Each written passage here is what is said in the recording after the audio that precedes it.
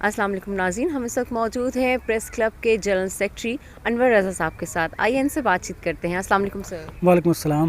سر کیسے ہیں آپ؟ الحمدللہ.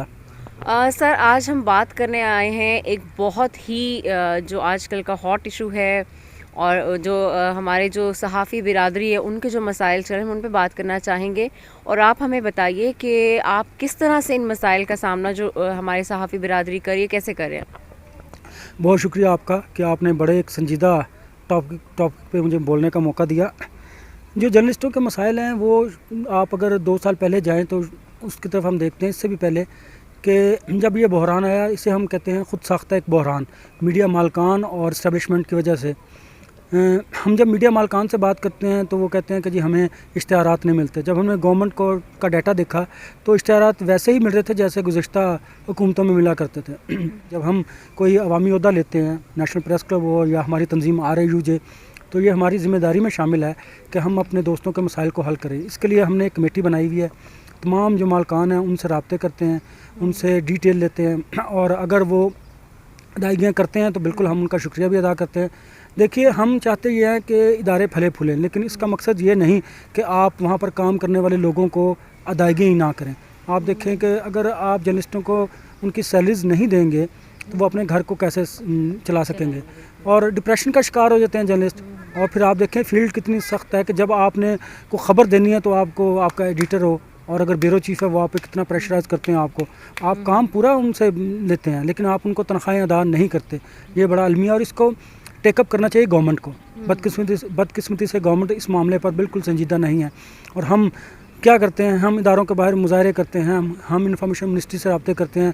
ہم یہی کوشش کر سکتے ہیں. اگر کسی مالک کو بہت زیادہ پریشرائز کرتے ہیں تو وہ پھر بڑا ان کے پاس ایک آسان سا حل ہے ان کی نظر میں کہ ہم اداروں کو بند کر دیتے ہیں, پھر ہم خاموش ہو جاتے ہیں. تو ہماری کوشش یہی ہے کہ اس کو مذاکرات کے ذریعے حکومت کی طرف سے حکومت پر پریشر ڈیولپ کیا جائے اور حکومت پھر مالکان کو پریشرائز کرے اور جو ان کے بقایا جاتے ہیں ان کو ہم کہتے ہیں کہ مشروط کر دیں آپ ایڈورٹائزمنٹ کی پیمنٹ کو, اور جو ان کے بقایا جاتے ہیں ان کو آپ جو جرنلسٹ ہیں ان کی سیلری سے مشروط کر دیں. اگر آپ اس طرح کریں گے تو بڑا آسانی سے اگر گورنمنٹ اس کو دیکھے تو جو واجبات ہیں وہ ادائیگیاں اس کی ہو سکتی ہیں. سر مجھے یہ بتائیے کہ کسی بھی گورنمنٹ کو ہم نے اس حوالے سے کبھی سنجیدہ نہیں دیکھا, حالانکہ آپ جانتے ہیں کہ یہ صحافی ہی ہیں جو ان کے جو نقطہ نظر ہے اس کو ہمیشہ آگے عوام تک پہنچاتے ہیں اور عوام تک ان کی پاپولیرٹی کو مطلب انہی کی وجہ سے ہے, یہ صحافیوں کی وجہ سے ہی. تو ایسی کیا وجہ ہے کہ کوئی بھی حکومت, حالانکہ ہم نے بہت سی حکومتوں کے بارے میں سنا کہ وہ صحافی دوست ہے, لیکن اس طرح کے کسی ایشوز پہ کبھی کسی گورنمنٹ نے ساتھ نہیں دیا صحافیوں کا. تو آپ کیا کہتے ہیں کہ ایسا کیوں ہو رہا ہے؟ بالکل آپ نے صحیح کہا. جب بھی حکومتیں آتی ہیں وہ مصلحت کا شکار ہوتی ہیں, اور میڈیا مالکان اتنے بااثر ہو چکے ہیں, اتنے طاقتور ہو چکے ہیں کہ انفارمیشن جو منسٹر ہیں وہ ان سے بات نہیں کرتے, ایون جو پرائم منسٹر ہیں وہ ان سے بات نہیں کرتے. ہمیں امید تھی کہ عمران خان بولڈ ہیں اور وہ انصاف کی بات کرتے ہیں تو یقیناً یہ ان کے فرائض میں شامل ہیں. ہم بھی پاکستانی شہری ہیں کہ وہ ہمارے جو مسائل ہیں ان کو حل کریں, لیکن آپ نے دیکھا کہ وہ بھی اب مصلحتاً خاموش ہو چکے ہیں کیونکہ ہمارے ہاں نظام کو درست کرنے کی ضرورت ہے.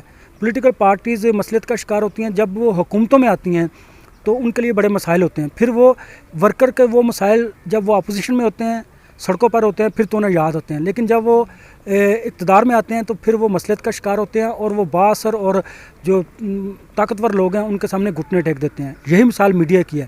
میڈیا مالکان اتنے بااثر اور طاقتور ہیں کہ کوئی بھی حکومت آتی ہے وہ ان کے سامنے سرنڈر کر جاتی ہے.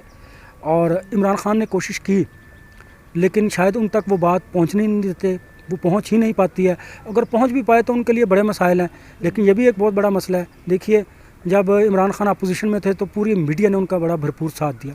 ہم اس وجہ سے نہیں کہتے کہ وہ ہماری پیمنٹ جو ہماری, دیکھیں ہم نے اپنا کام کیا ہے, ہم اپنے کام کے عوض اپنی ڈیوٹی کے عوض اپنے پیسے چاہتے ہیں کہ ہمیں ملیں, اور اس میں کوئی عمران خان میں آؤٹ آف وے فیور نہیں کر رہے. یہ ان کا فرض ہے, اداروں کا فرض ہے کہ لیبر لاز ہیں اس ملک میں, PID موجود ہے, انفارمیشن منسٹری موجود ہے, قوانین موجود ہے. ہم کہتے ہیں ان قوانین پر عمل درآمد کریں. دیکھیں جب آپ قوانین پر عمل درآمد کریں گے پھر یہ نہیں کہ آپ صرف جرنلسٹوں کی جو سیلریز ہیں ان کے رائٹس ہیں ان کو پروٹیکٹ کریں گے, پھر عام آدمی جو ہے اسے بھی انصاف ملے گا.